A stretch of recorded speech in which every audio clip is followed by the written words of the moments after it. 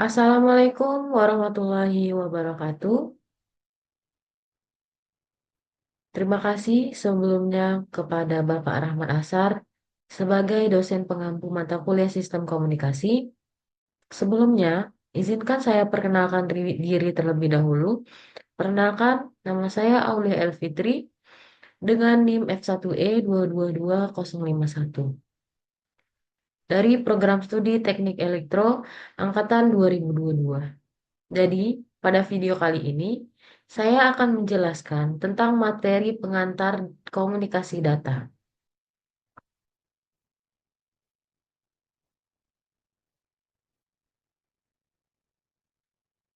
Istilah data dalam diktat ini berarti segala sesuatu yang belum memiliki arti bagi penerimanya. Dalam ilmu komunikasi data, data berarti informasi yang disajikan dalam bentuk isyarat digital biner. Pada dasarnya, komunikasi data merupakan proses pengiriman informasi di antara dua titik menggunakan kode biner melewati saluran transmisi dan peralatan switching. Bisa antara komputer dengan komputer, komputer dengan terminal, atau komputer dengan peralatan, ataupun peralatan dengan peralatan.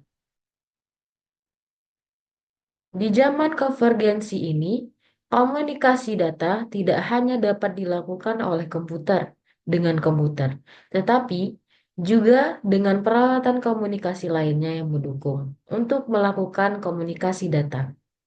Dengan adanya komunikasi data, kita tidak perlu pergi ke tempat tujuan untuk memberikan informasi data, tetapi cukup dengan hanya duduk di depan komputer atau peralatan yang sangat mendukung dapat mengirimkan data berupa pesan, transaksi, atau video dalam waktu yang singkat. Selanjutnya ada bentuk komunikasi elektronik. Bentuk komunikasi elektronik itu terbagi menjadi tiga bagian, yaitu komunikasi suara, komunikasi berita, dan komunikasi data.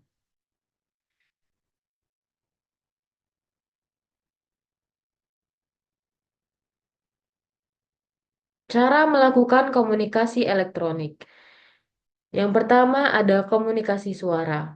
Komunikasi suara adalah bentuk komunikasi yang paling umum kita temukan pada saat ini. Beberapa teknologi sudah dikembangkan untuk memperluaskan jangkauan komunikasi suara ke seluruh dunia. Beberapa cara komunikasi data yang sering kita jumpai sekarang ini yaitu dengan komunikasi melalui radio siaran, komunikasi melalui telepon, komunikasi melalui radio amatir. Selanjutnya yaitu ada komunikasi berita dan gambar. Komunikasi ini melibatkan pengiriman data berupa video, gambar, ataupun suara.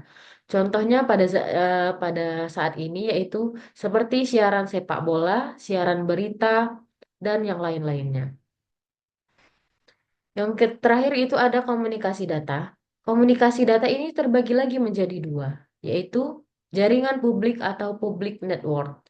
Jaringan yang diperuntukkan untuk halayak ramai dan biasanya terhubung dengan jaringan internet. Jadi, jaringan publik ini bisa dipakai oleh orang ramai, orang banyak, dan bisa dipakai oleh seluruh eh, jumlah orang.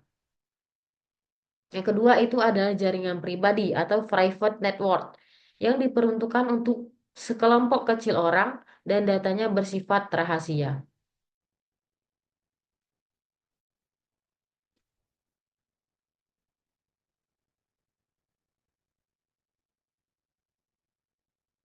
Materi selanjutnya ada elemen komunikasi data. Untuk komunikasi data, dari tempat ke suatu tempat yang lainnya minimal memiliki tiga elemen, yaitu sumber data atau source.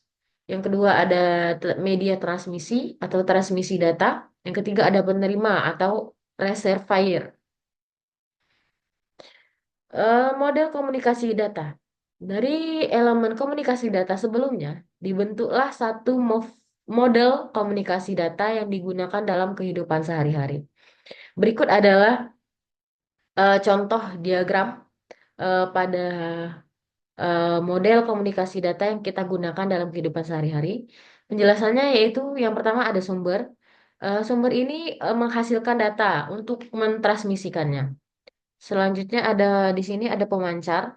Pemancar ini untuk mengubah data menjadi sinyal yang dapat bisa kita pancarkan.